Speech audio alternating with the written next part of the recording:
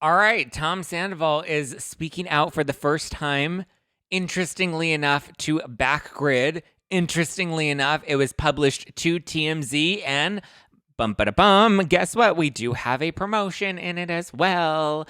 So this to me does feel like another staged PR stunt. We saw it with Raquel when she was trying to craft the narrative before the reunion. We saw it with Schwartz when he was trying to craft the narrative that this is impacting his business, and we caught him at the airport. We have seen this similarly, not with this particular Backgrid paparazzi, but with another paparazzi that caught Lala coming out of the Pretty Little Thing store in West Hollywood. And we then realized, oh, we caught that because she was now in a Pretty Little Thing promotion. She's become a new ambassador for them. So these little staged PR stunts are nothing new. I've been very open about those. Ariana seems to have done one herself recently. She was caught in a parking lot getting into her car. It looks like maybe after she had gotten a coffee or something, and she was promoting her new Lifetime movie. And she's like, oh yeah, I can't talk about the reunion, but what I can talk about is my new Lifetime movie that's coming up. So they're all coming out here. I wouldn't be surprised. We know, I heard that Raquel got paid for hers. I wouldn't be surprised if the rest, obviously Lala, I don't believe hers was on Backgrid, but it was a separate paparazzi. So I don't know if she got paid for that promotion necessarily, or maybe that was just part of the PR campaign for the Pretty Little Mess brand deal that she signed, possibly set up by the brand to promote it. But it looks like the Ariana one, the Tom one, the Raquel one, those seem to be with the same guy, all Backgrid, all on TMZ. But let's break down what Tom Sandoval actually says in his TMZ interview. They catch him outside of rehearsal for Tom Sandoval and the Most Extras. They're getting ready to do their next bit of tour dates. So we open up by the paparazzi guy asking Tom, what can you tell us about the reunion? He's like, I can't talk about that. I can't speak to that. You're just going to have to wait and see. Okay, how are you and Ariana? How's Ariana doing? I can't comment on that either. Okay, great. How's Raquel? I can't comment on that either. How's the business? How are things with Schwartz and Sandy? Has that been affected? And he's like, I don't really want to comment about it, but it's been rough. And he's like, has business been better? Has business been worse? And that's where he's like, well, I don't really want to talk about it. And I'm like, is it because we think business has actually been better? Because I was just at Schwartz and Sandy's last weekend or the weekend before. No, I think it was last weekend, last Saturday night. I went to Pump for some drinks, and then on a whim, we decided to go to Schwartz and Sandy's afterwards. And yeah, it didn't seem. My confusion is it seems like the bar wasn't the most poppin', right? At Pump, it was poppin', it was busy, it was, full. It was tough to get a table unless you booked earlier that day. Like, you couldn't just walk up and very easily, get a table if you wanted to. Pump was packed and packed and poppin'.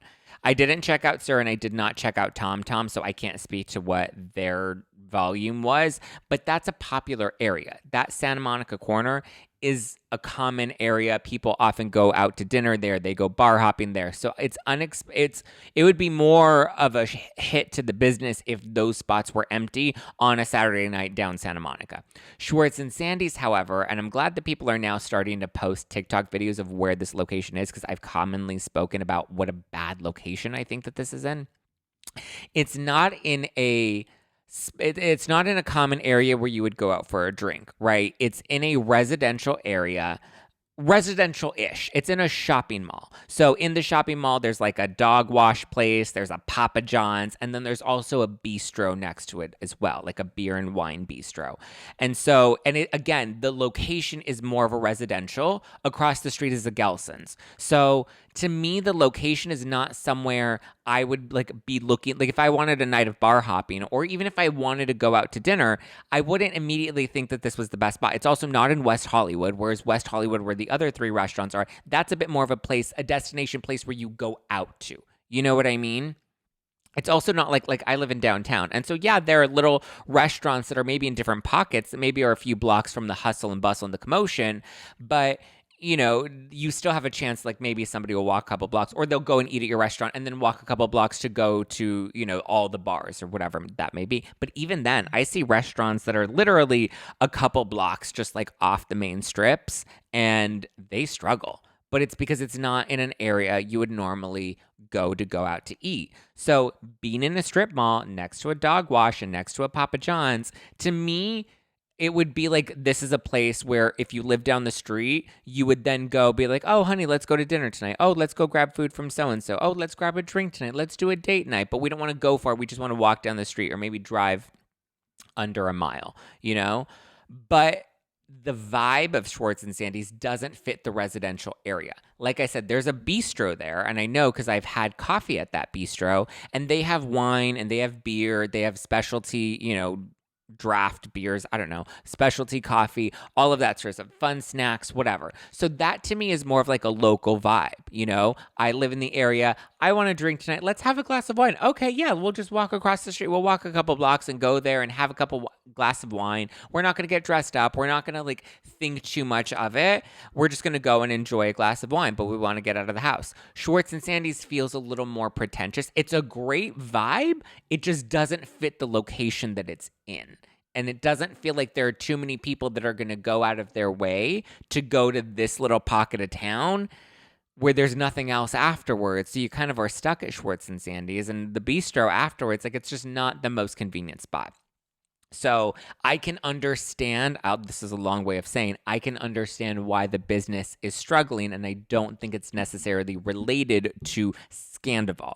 Mainly because I wouldn't have gone that night to Schwartz and Sandy's had there not been a Scandoval. And I think more people are becoming more interested in Schwartz and Sandy's because of the scandal and the affair. And now more people are hearing about it. And now they're like, oh, and they have a restaurant. And oh, it's over here. And we need to check out the restaurant. We need to hope that we'll run into them, or let's go see what the hype is. If anything, I think it's better PR promotion for their bar. People are talking about Schwartz and Sandy's. People are TikToking about Schwartz and Sandy's. And I think if they're not going there because they hear the food is amazing, they're at least going there for the scandal of it all, right?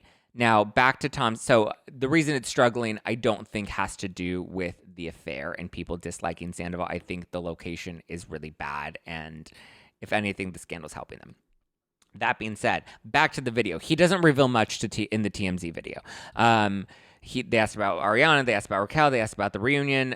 They ask a bit about Schwartz and Sandy's, which he kind of touches on, but then doesn't really expand on further. Then we have a big chunk of the video where he's talking about his upcoming tour dates and how they're in rehearsal and they're getting ready for it and they're going here and they're going there and they're going everywhere. And then at the end, I think the paparazzi guy asks him, like, you know, do you wish you would have done things differently? And he's like, of course, I wish I would have done things differently. You know, hindsight is 20/20, and I absolutely, yes, of course. And then he goes into, like, it ends with him going into this explanation, this like almost mansplaining. And I hate using that term, but if there was ever a time where there was mansplaining, this was definitely it. He begins to then explain to the paparazzi guy what hindsight means, like what that means by saying, in hindsight, you know, my vision is 20/20. And he's like, that means when you look back, things are more clear. And he's like explaining this to the cameraman. And the cameraman, I don't think is that dumb. Like, the cameraman maybe is a little like naive to Vanderpump World. And he's even very clear. He's like, I didn't really watch the show before, but now I'm watching the show and it seems like everybody cheats. Why do you think they're giving you a hard time? And he's like, well, because I think everyone thought that it was unexpected. And then that's when he makes the hindsight comment, and then he like goes into explaining and almost a little condescending. And I don't even think Sandoval realizes how he comes off sometimes when he's explaining things, but he's like literally trying to tell him how hindsight is when you look with reflection, you look back at something that you've done, or you look back at a point or a time and you feel differently about it because you didn't see the full picture. Well, yeah, hindsight's going to be 20/20, but I feel like you shouldn't have to look in hindsight to realize cheating on your girlfriend of 9 years is not the move to make, dude. Like, it's just not, like, I don't think we need hindsight to realize cheating is wrong. I don't think we need hindsight to realize what we did to Ariana was shitty. Period, end of story. So he didn't reveal much. But again, I think it was only to tease the reunion and stuff and to do no comment, because at the end of the day, he was trying to promote his upcoming shows for Tom Sandoval and the Most Extras, and possibly promote Schwartz and Sandy's and how it's struggling right now, which he didn't directly say. When asked, is the restaurant struggling? He's like, it's complicated and I don't really want to talk about that. Which to me tells me, oh, maybe it's my theory that like the restaurant isn't doing amazing because of the location. But if anything, it's not doing terribly because people are still going. Let me know what you guys think.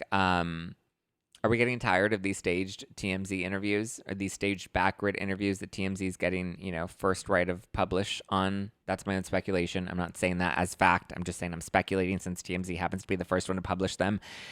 And it comes directly from Backgrid. And we know that Backgrid may or may not have a history of working out paparazzi deals with reality stars and celebs. So take it straight out of Spidey's playbook.